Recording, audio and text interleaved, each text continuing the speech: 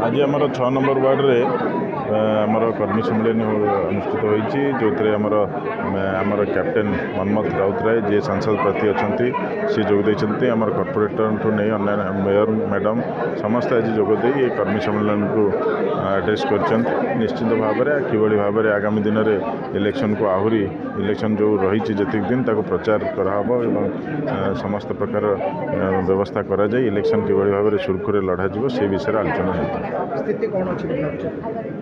स्थिति विजु जनता दल सदाबले बहुत भलरे थाए विजु जनता दल आज भी भल अच्छी आगू भल रमर एमपी प्रार्थी एवं एमएलए प्रार्थी को किभली भाव में शंख चिन्ह भोट दे जययुक्त करा से विषय आलोचना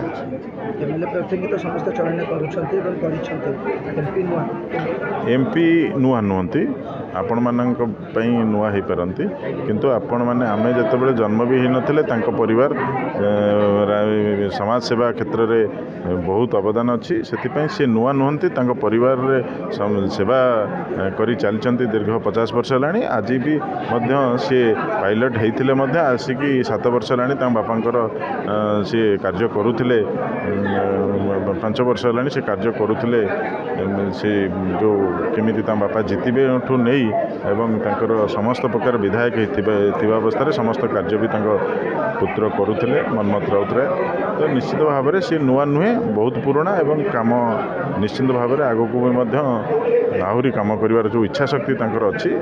निश्चित भाव में से भल करेंगे स्थिति मुझे नेतृत्व नुह मुझे कथबार्ता कैनि मुझे किसी उदाहरण होगा चाहूनी जो मैंने कि लास्ट को कहे बहुत गपुंट तो से सब गप पसंद मत काम काम काम रास्ता काम माटी रे काम जाई करूँ समझ मिशंतु से भल पाएगा जमी भोट रे चेंज हम जमी पहुँचब जिते बड़े मिल से भोटा 4 जून को अपेक्षा ता आगु क्या तुच्छ व्यवहार नहीं तुच्छ कथबार्ता नहीं जमती किसी व्यक्ति कहले एक्सपायरी हो माने शिक्षा योग्यता ही से भाई कथा कहीपर जी कॉन्स्टिट्यूशन को सम्मान ना गणतंत्र प्रोसेस को सम्मान ना गणतंत्र आरंभ हो कौ टाइप आम सम्मान देकी दीपद कथा कहे आग पीढ़ी भी से सम्मान देवे ना आज आप एक्सपायरी कहते काली आउ कौन कहे आपण ना तो यही वार्ता यही व्यवहार यही ढंग वो बिल्कुल प्रश्रय दिए पसंद करेनि गणतंत्र प्रक्रिया को हवा को दिंतु 4 जून को आप जानते श्री नवीन पट्टनायक 6ठ थर चीफ मिनिस्टर होती आ मो हिसाब से मुझे अनुरोध करी एबे जो नेक्स्ट मीटिंग रे जे प्रथम इनविटेशन श्री नरेंद्र मोदी को पठा जाओ जी जिते आम शपथ ग्रहण हम प्रथम इनविटेशन श्री नरेंद्र मोदी को पठे देव।